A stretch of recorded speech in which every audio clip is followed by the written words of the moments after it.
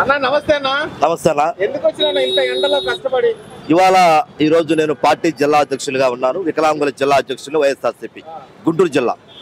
ఇవాళ పెద్ద ఎత్తున బ్రహ్మాండమైన నామినేషన్లు వైఎస్ఆర్ కాంగ్రెస్ పార్టీ తరఫున జరుగుతూ ఉన్నాయి.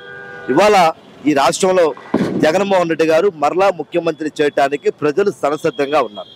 ఇవాళ ఈ రాష్ట్రంలో ముఖ్యమంత్రి వైఎస్ జగన్మోహన్ రెడ్డి గారు పెద్ద ఎత్తున ప్రజల వద్దకే పరిపాలన అందించడంలో ఎలాంటి సందేహం లేదు.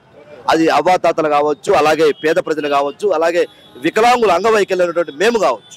ఇవాళ పరిపాలన ఈ రాష్ట్రంలో కన్నీ విని ఎరుగని రీతిలో ఇవాళ విజయ్ డంకాను మోగించి 151 సీట్లకు పరిమితమైనటువంటి జగన్మోహన్ రెడ్డి గారు ఇవాళ ఘన విజయం సాధించారు. అలాగే ఈ రాష్ట్రంలో ఎక్కడా లేని విధంగా అనేక సంక్షేమ పథకాలు ప్రజలకు అందించడంలో చాలా వైఫల్యం ఉన్నది, చాలా మేలు జరిగింది.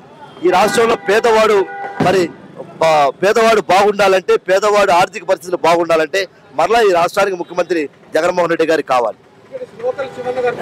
లోకల్ శివన్న అనేటువంటి వ్యక్తి ఈ రాష్ట్రంలో ఈ తెనాలి నియోజకవర్గంలో చెప్పలేని విధంగా ఆయన అఖండమైన మెజార్టీతో మరలా 24లో ఈ తెనాలి డివిజన్ లో మరలా జగన్మోహన్ రెడ్డి గారి జెండా రెపరెపలాడిపోతుంది.